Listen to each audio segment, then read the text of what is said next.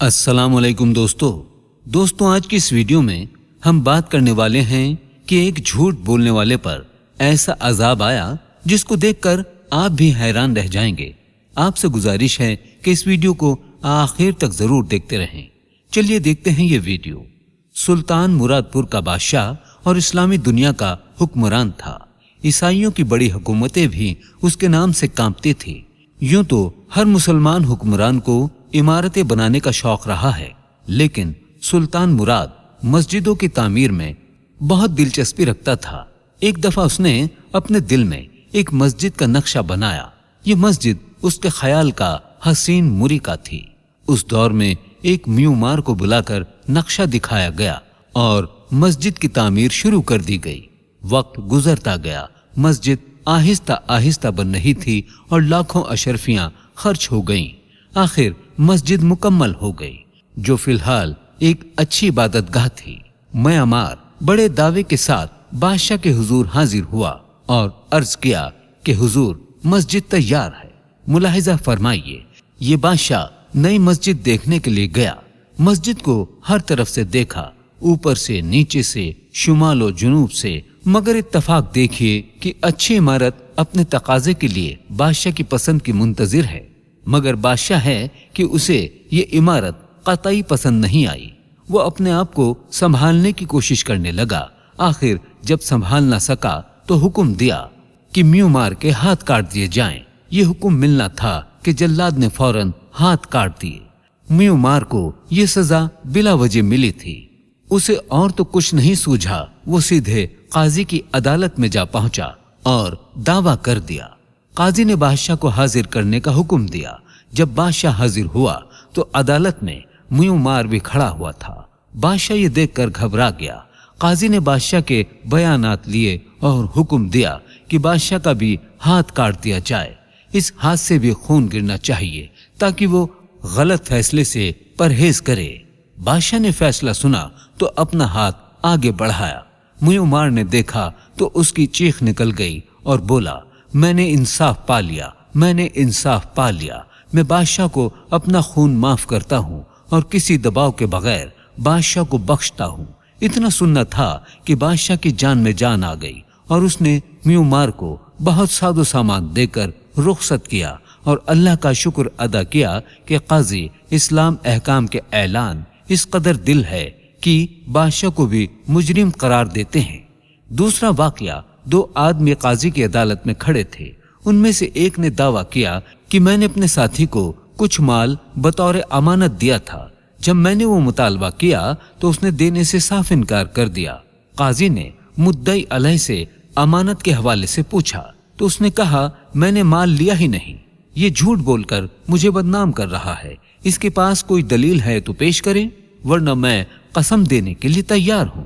قاضی نے مدعی سے پوچھا تو مدعی نے جواب دیا، یہاں سے کچھ فاصلے پر ایک درخت ہے، ہم نے پہلے اس کے سائے میں بیٹھ کر کھانا کھایا اور پھر میں نے اپنا مال اس کے سپرد کر دیا تھا۔ قاضی نے کہا، تم ابھی وہاں جاؤ، شاید تمہارا مال وہیں کہیں پڑا ہو، اس جگہ کا جائزہ لے کر سیدھا میرے پاس آنا۔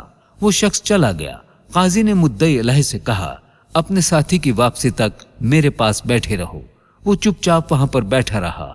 قاضی دیگر مقدمات اٹھانے میں مصروف ہو گیا۔ قاضی کی سماعت کے دوران پھٹی ہوئی نگاہوں سے کبھی کبھی مدعی علیہ کی طرف دیکھ لیتا تاکہ اس کے چہرے کے تاثرات جان سکے۔ وہ شخص بالکل آرام اور سکون سے بیٹھا تھا۔ قاضی سماعت کے دوران ایک دم اس کی طرف متوجہ ہوا اور پوچھا، آپ کا کیا خیال ہے؟ وہ اس جگہ پر پہنچ چکا ہوگا جہاں اس کا دعویٰ ہے، جہاں اس نے مال تیرے سپرد کیا تھا؟ اس نے بے خیالی میں جواب دیا، نہیں، وہ یہاں سے کافی دور ہے، ابھی وہ راستے میں جا رہا ہوگا۔ قاضی نے غضبناک ہو کر کہا، کم بخت، کمینے، تو مال لینے کا انکار کرتا ہے اور اس جگہ کا اعتراف بھی کرتا ہے جہاں تو نے مال لیا تھا؟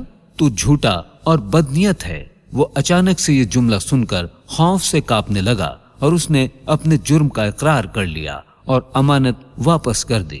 دوستو، یہ جہانتوں کے بےگر قاضی کون تھے؟ یہ خدا ترس امیر المومنین عمر بن عبد العزیز کے انتخاب کردہ قاضی عباس بن معاویہ تھے۔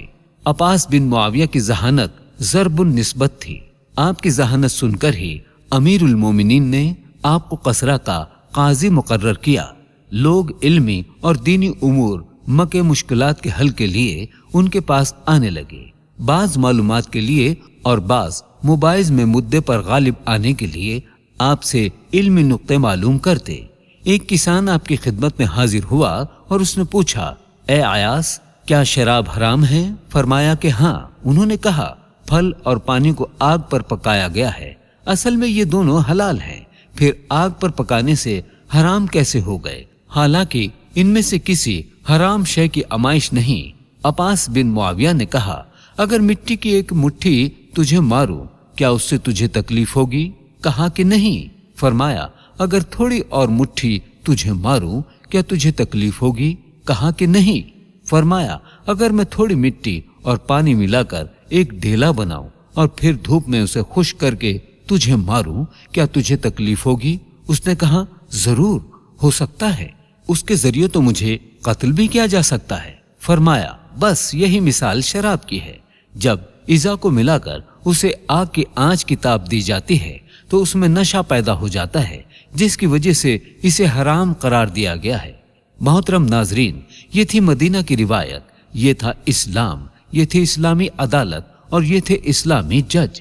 لیکن میرے محترم عزیز دوستو، آج کے دور کو دیکھیے، آج کی ہماری عدالتوں کو دیکھیے۔ غریب پستا جاتا ہے جبکہ امیر مجرم ہونے کے باوجود باعزت بری ہو جاتا ہے۔